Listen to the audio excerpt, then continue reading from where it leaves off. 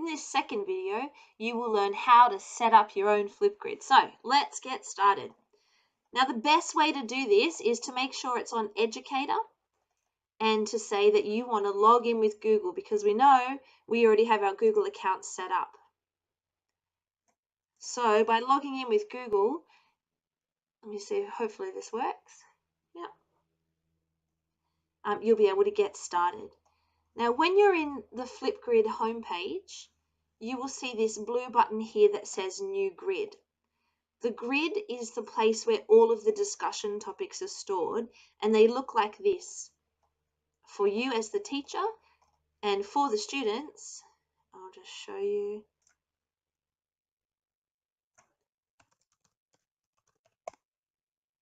For the students, it looks like this. So this is the grid, and then these are all the discussion topics.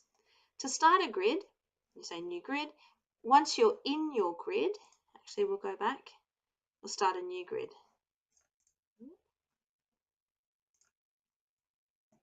So you choose what type of grid it's going to be.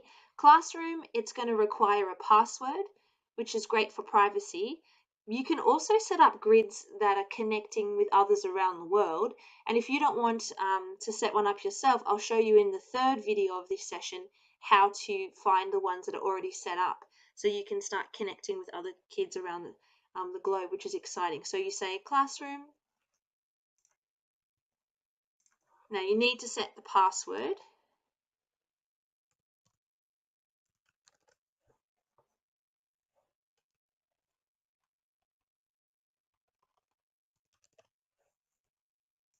You say build my grid. Now you need to name the grid. So I'm going to call it year 3.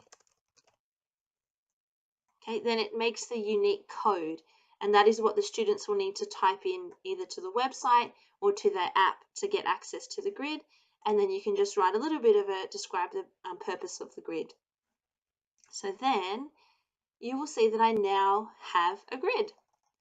Now within my grid, I get to add topics.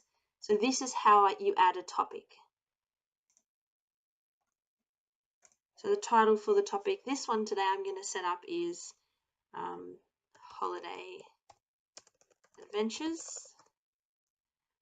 You can change how long the students have in their video. I suggest 90 seconds. It's a great one. This is where you then add the text, the question, or the text stimulus for your topic.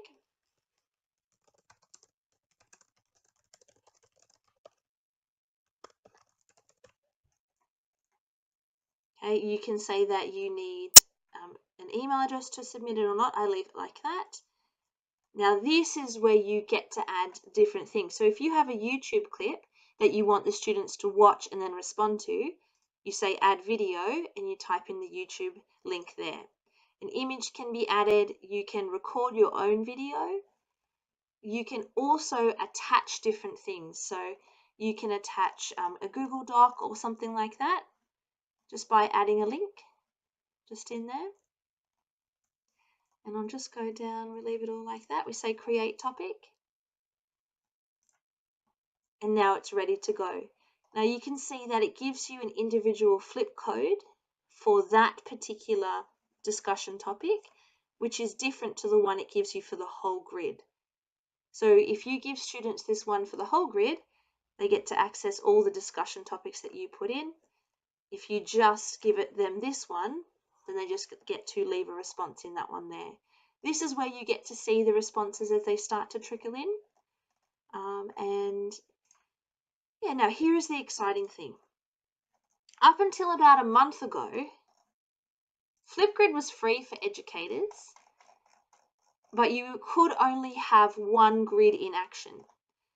Then they got bought out, and now for educators, Flipgrid is completely free, the pro version, which means you can have as many grids as you want, and it's all free. So it used to cost $80, now it's free, which is so cool.